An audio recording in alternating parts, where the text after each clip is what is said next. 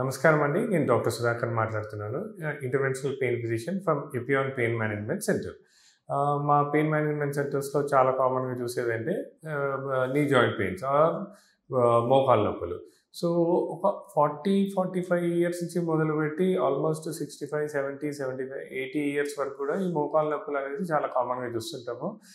So, అసలు ఈ మోకాళ్ళ నొప్పుల్ని కొద్దిగా ప్రివెంట్ చేసుకోవడానికి ఆర్ దాన్ని ఎలా హెల్తీ ఏజింగ్ ఎలా అవ్వాలి?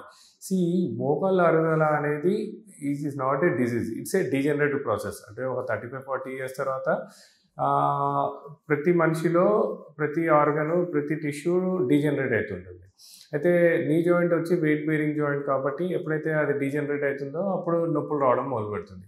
సో, అసలు ఆ హెల్తీ ఏజింగ్ అనే కాన్సెప్ట్‌ని మనము 25, 30 ఇయర్స్ తర్వాతనే డెవలప్ చేసుకోవాలి. అంటే అసలు what is you mean by healthy ageing? అంటే ఒక ఏజ్ వచ్చాక అంటే 35, 40 ఇయర్స్ తర్వాత మనం చేసుకునే రెగ్యులర్ యాక్టివిటీస్‌లో కొద్దిగా మార్పులు చేసుకోవాలి. అంటే ఫస్ట్ థింగ్ అంటే regular activities and then diet and food. First thing weight management. So, మన హైట్‌కి తగ్గట్టు మన వెయిట్ ఉండేటట్టు చూసుకోవడం. అంటే ఇవాళ రేపు బాడీ మాస్ ఇండెక్స్ అంటారు. అంటే క్యాలిక్యులేట్ చేసుకొని అప్రాక్సిమేట్లీ ఆ రేంజ్‌లో మన వెయిట్‌ని మెయింటైన్ చేసుకోవడం. రెండోది మన ఫుడ్ హ్యాబిట్స్. అంటే ఒక ఏజ్ వచ్చాక ఎంత వీలైతే అంత తక్కువ ఇన్‌ఫ్లమేటరీ ఫుడ్స్ తక్కువ చేసుకోవాలి. అంటే లైక్ ఇన్‌ఫ్లమేటరీ ఫుడ్స్ అంటే షుగర్స్ కానీ, ఆల్కహాల్, స్మోకింగ్, తర్వాత కొద్దిగా వెయిట్ మేనేజ్మెంట్ కోసం అని చెప్పి అంటే హై క్యాలరీ డయట్ అలాంటివన్నీ కొంచెం తక్కువ చేసుకోవడము, ప్రోటీన్స్ ఎక్కువ చేసుకోవడము, తర్వాత కొన్ని మన రెగ్యులర్ డే టు డే యాక్టివిటీస్లో కొన్ని మార్పులు లైక్ ఫర్ ఎగ్జాంపుల్ నీ జాయింట్కి స్ట్రెయిన్ పడే యాక్టివిటీస్ అంటే కింద కూర్చోవడం కానీ, కింద పడుకోవడం కానీ, కింద కూర్చొని స్క్వాటింగ్ చేయడం కానీ, అదేంటి మెట్లు ఎక్కడం కానీ ఆర్ ఎక్కువ దూరం నడవటం కానీ ఇలాంటివన్నీ కొన్ని అవాయిడ్ చేయడం. అంటే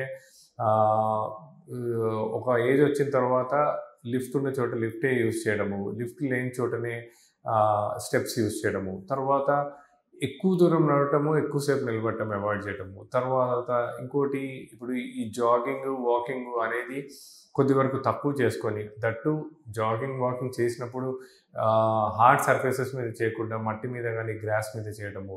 రెండోది ప్రాపర్ షూస్ వేసుకోవడము.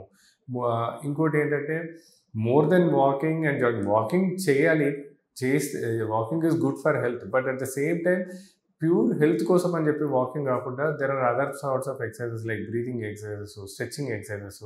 మెయిన్గా నీ జాయింట్కి సపోర్ట్స్ వచ్చేది క్వాడ్రిసెప్ మజిల్స్, హ్యామ్స్ట్రింగ్ మజిల్స్ అంటే తొడ మజిల్స్, దాన్ని స్ట్రెంథెన్ చేసుకోవడం.